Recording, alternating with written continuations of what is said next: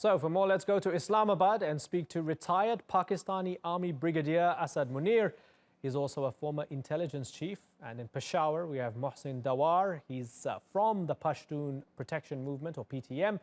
And also in Peshawar is blogger Raza Wazir. Gentlemen, I thank you all for joining us here on the Newsmakers. Mohsin Dawar, let me begin with you. Tell me what's driving this movement. Well, I think the atrocities and the miseries which we have been facing from the last 15 years in different phases has been driving this movement. Initially, we have faced militancy, and for a very long time, we have been tortured and killed by these militants. And this Pakistani state, I think it played a role of a silent spectator or all that time.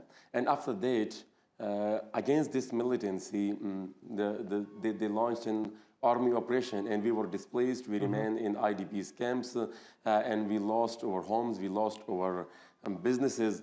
And after that time, when we went back to our villages or areas, we have seen everything destroyed. Like the markets were destroyed, the business centers were destroyed, the homes were destroyed. And along with that, we have seen some very extreme level of humiliation and torture of the military after going back to our homes. So all these things, all these miseries, we have seen some landmine attacks, we have seen some collective punishments after that, after these landmine attacks, or any kind of attack on the military or on the civilian. So all these things, all these anxiety, all this frustration which we have been facing from last 15 years, it forced us to get out of our homes and talk for ourselves. Okay. And at least. Okay, let me take that and pose it to Asad Munir. And sorry to interrupt you, Asad Munir. So we have Mohsin laying it out there. You have atrocities, you have miseries. First, it was the militants, Pakistani Taliban and others. And then in the fight against the militants, these Pashtun people are being scapegoated and collectively punished in this fight. Do you agree that this is a righteous movement in order to try and fight back because something needs to be done? Yes, this is a movement of young Pashtuns, tribal Pashtuns or Pashtuns from Khyber Pakhtunkhwa, who have grown up in a war zone. They have seen only war, miseries, the way Mohsin Dawar said. Initially, post 9/11, Al-Qaeda, Taliban, Afghan Taliban, IMU, and all the terrorists from all sides, they fled from Afghanistan and they came and took refuge in the tribal area, initially in 2 agencies. So their atrocities, they resorted to beheading. They killed young tribal on suspicion of spying for American or for Pakistani agencies. They saw their elders being killed, the one who were very influential, and they have seen whipping, they have seen all kind of atrocities. So that was one story. And then another one, the Mohsin Dawar said, then the army operation started, then they saw the real destruction. They were displaced, they were taken, uprooted from their houses, and they were made internally displaced people. And then for a long time, the state, it did not react the way it should have reacted. So their grievances are genuine. Right. Once they came to Islamabad, they came up with 5 demands. The demands were that there was a police officer who had killed this movement was really triggered by that incident. So if you allow me to come in here, let me expand on that, right? So you have the killing of Naqibullah Masood. So we're looking at the context of everything, right? We're looking at the context. There's war, there's terrorism, a response to terrorism. But what they're also saying is that, like with Naqibullah Masood, they're saying there's fake encounters, almost like the Indians are alleged to be doing in Kashmir, right? That the Pakistani state is creating fake encounters and actually killing Pashtuns for being Pashtuns. Do you accept that argument? No, I don't. And I've been saying the first person who came with their leader Manzoor Pashtun on media, I was the one, and I told them that you remain focused on these 5 demands. if you start talking against the armed forces and start raising slogan, you are going to drift from your objective, and it will ultimately you will achieve. You would not be able to achieve your objective. So that's interesting advice. Let me ask Raza Wazir, right? Raza Wazir, stay focused on the 5 demands. Don't drift into criticizing the police and so forth. Is that wise advice from Asad Munir to this movement? I don't agree to that. I say that, you know, the suffering of the tribal people, of the Pashtuns, is due to a certain institution. And that institution is the military. The operations in the tribal belt are carried out by that very institution. And if I'm not allowed to criticize that institution, should I criticize, let's say, customs or railway department, or the police department, which is not even there in the tribal areas? So this patronizing attitude of Brigadier Saab is very much misplaced. Let's not forget that for a very long time we suffered and we kept silent. The damages we incurred, the demolishment of the bazaars of Miransha and Mirali after the operations were carried out, is pointing to something else. So if we are not allowed to even raise our voices, I think it is not justified. It's not a same thing to advise to Manzoor Pashtun or the other leaders of the movement. So I don't agree with that. Okay, so Mohsin, do you also find that advice to focus on the 5 demands and not criticize the police and the army to be patronizing? Well, I think 4 out of these 4 demands were related to the military. And if we come to the demands, the first demand was the arrest of Rao Anwar. Though he has been arrested, but that was also under the pressure of this movement. Initially, he said that like Naqibullah Masood was a terrorist, but then when we protested and we came out in the streets, they changed their view. It was changed, and an FIR was lodged against him. And then after that, we kept protesting against him, and they were failing to arrest him for a very long time.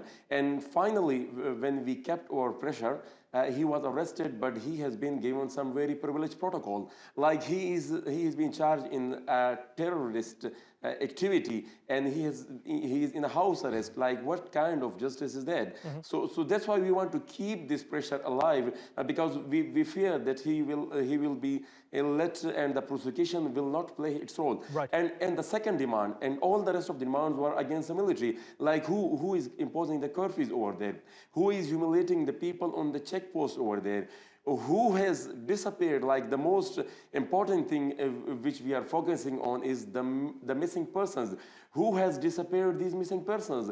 Like we have seen in most of the cases, we have a number of people who has been reported, who have accepted that yes, they are in the internment centers with us, and they have submitted these reports in the Supreme Court also, but yet they are not releasing it. Okay, so the most the important demand among all of them is the missing person, and these missing persons are with military. Okay, so got it, Mohsin. So Brigadier Asad Munir, you're saying by criticizing the armed forces, they're drifting from the core of what they should be achieving. They're saying the armed forces are the whole big problem here.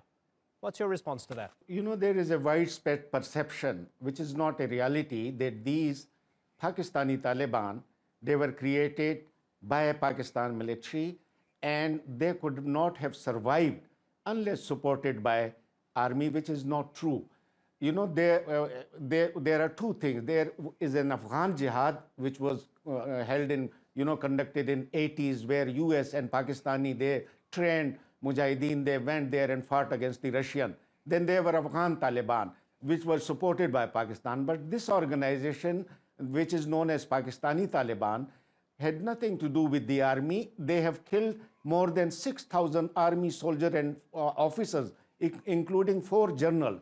They were holding 19 administrative units.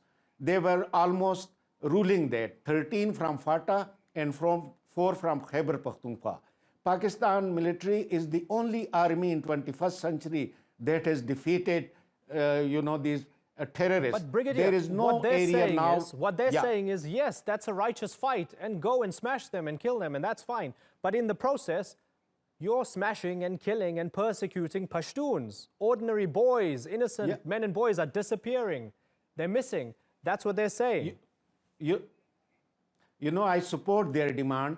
Now you should remember that Rao Anwar is a police officer. He is a notorious man for extrajudicial killing. He was arrested. This was their first demand. The second was that for all extrajudicial killing, there should be a judicial commission.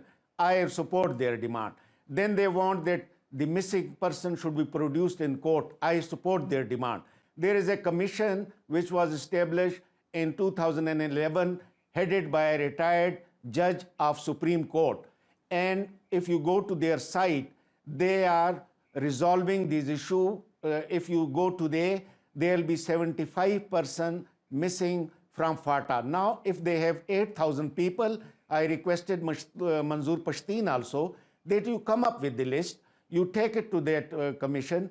If they don't act on it, you come to the media, I'll be supporting you, the whole media will support you. Okay, so if they are in that's interesting. Yeah, no, that's interesting that you mentioned that. So let me ask Raza Wazir, is that satisfactory? The man saying he supports your movement, or he supports the movement of the Pashtuns who feel something needs to be done. He just feels tactically you might be a little bit off here or there. He's listed a bunch of things that he would support. Do you find that satisfactory? It is, but in a way, he is putting a but with it. The problem is with the but. If we are not allowed to point fingers at the person who is doing it, we are not going to achieve anything. Our problem is not, with criticizing someone for the sake of criticizing, but our problem is that, these missing people are picked by someone. Produce it in the courts. For your information's sake, let me tell it, between 150 and 200 people have been released by those same people who have picked those people. Why they were released, even they were not presented to courts, it means that they were innocent people who have been interned for 5 to 8 years, 4 years and 2 years. So it points to something. The demining thing, mining was done by someone in our area. The bazaars were raised by someone. So the problem is not with, approval of our demands. They are just demands. No one can deny that. The problem is with the but thing, that you approve of our demand, but in the same line, in the same breath, you say that don't do that in that way. You are not, accepting us the way we want the world to see us. Understood. You are saying to us that, present yourself to the world as we want you to be. Okay, very finally, I've got less than a minute left. So Mohsin, if you could keep your answer brief, I'd appreciate it sincerely. Do you think Islamabad is going to listen? Well, I guess Rao Anwar was a notorious police officer, but he was still holding his office unless we came out in the streets.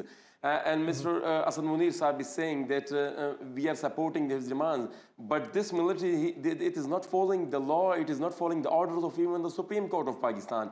I will say that there was a list submitted in the High Court of Peshawar. We were saying that the military has accepted to carrying about 2,000 missing persons, but not producing it in the courts. And similarly, we have got some judgments from the Supreme Court of Pakistan who has instructed them to release some of the persons who they have accepted to having them in their internment centers, but they are still not releasing it. The problem is they are not following any law. The problem is they are not following any due process. The problem is they do not obey the law of this country. So that's why we are here in the streets and we are demanding, and we are not demanding any extra judicial thing. We are demanding something which is written in this constitution Understood. and law of this country. Okay, gentlemen, I'd love to continue, but I'm out of time. I have to move on. I thank you very much for joining us here on the Newsmakers. Asad Munir, Mohsin Dawar, and Raza Wazir. Thanks again.